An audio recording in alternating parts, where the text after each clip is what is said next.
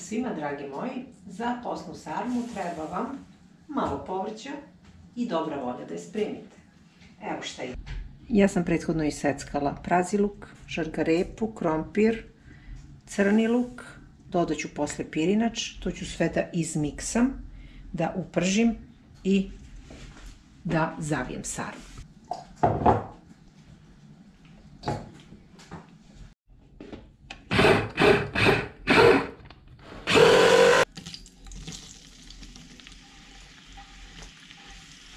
Luk se krčkao nekih 10 minuta, može sve to da se doda posle.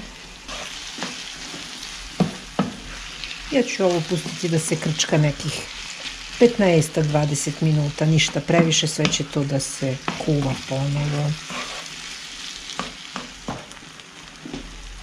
Pod začina stavljam ovaj suvi začin, ne previše, slan je kupus. Malo soli, malo belog bibera,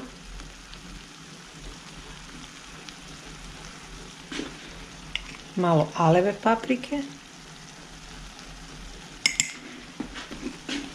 pirinač,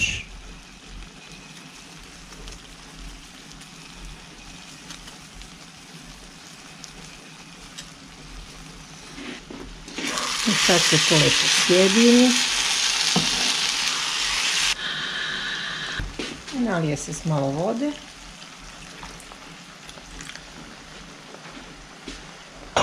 I evo kako izgleda fil koji se krčkao. Nekih pola sata ukupno. I sad ćemo da zavijamo to.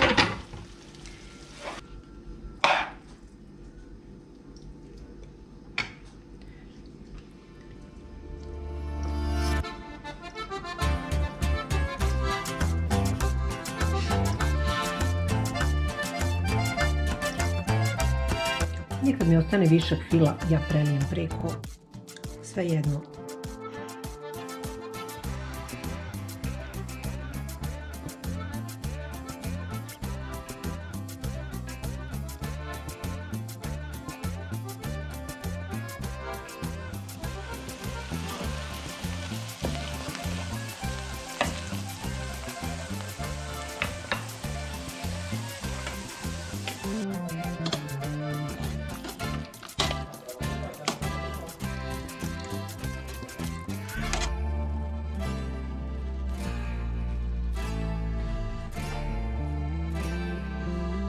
Mnogo je recepata za postne palačinke, ali ova je po meni ubedljivo najbolji.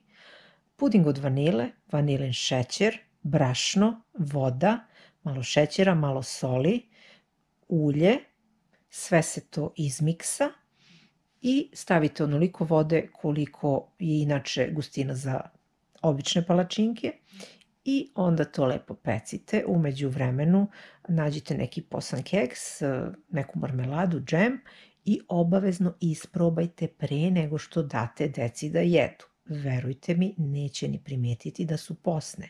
Toliko su mekane i sočne, ukusne, da nema šanse da provale, a ova žuta... Ovdje smo Nikolina i ja krenule malo do Pepka da biramo nešto mili za rođendan.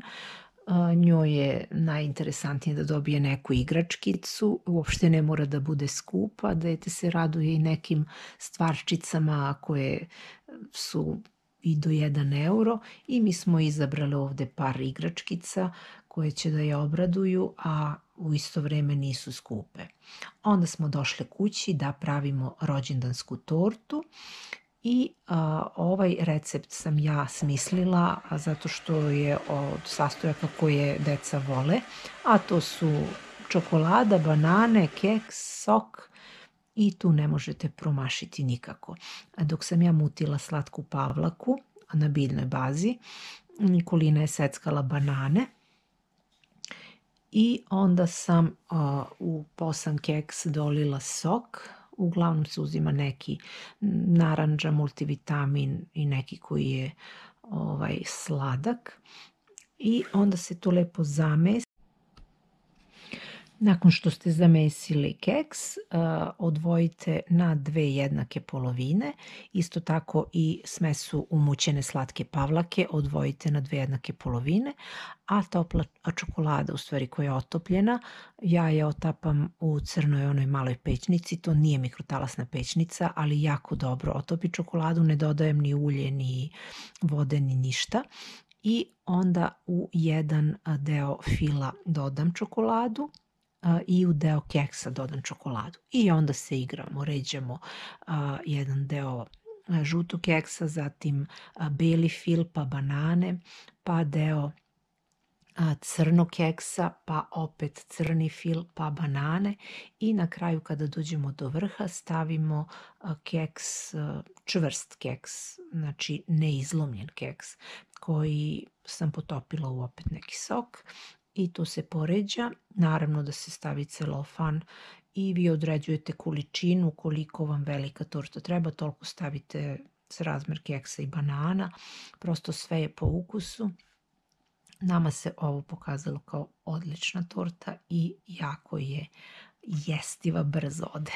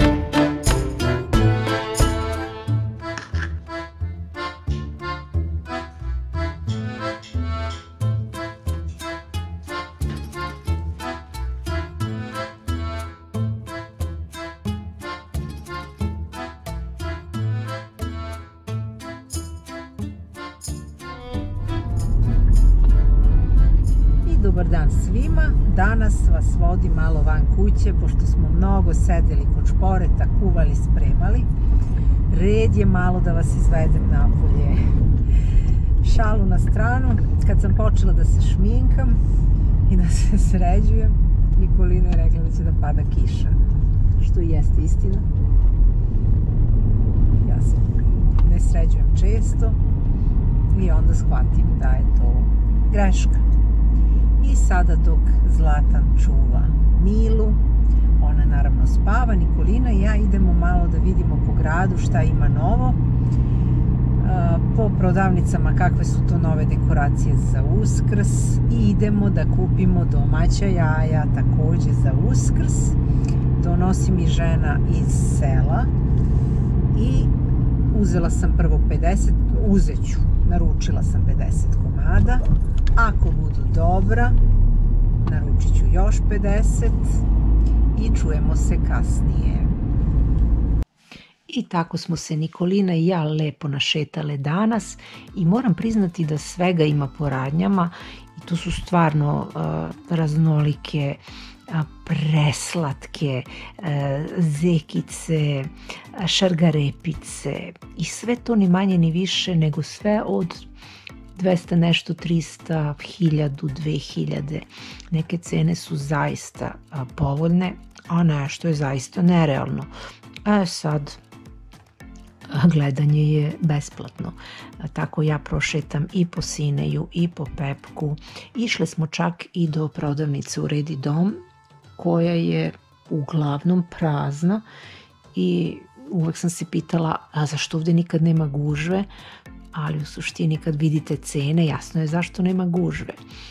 Sve te uskršnje dekoracije, 50% od toga možemo da napravimo sami i onda kada sam ja na kraju ipak odlučila da kupim neku sitničicu, prosto da se raduju deca.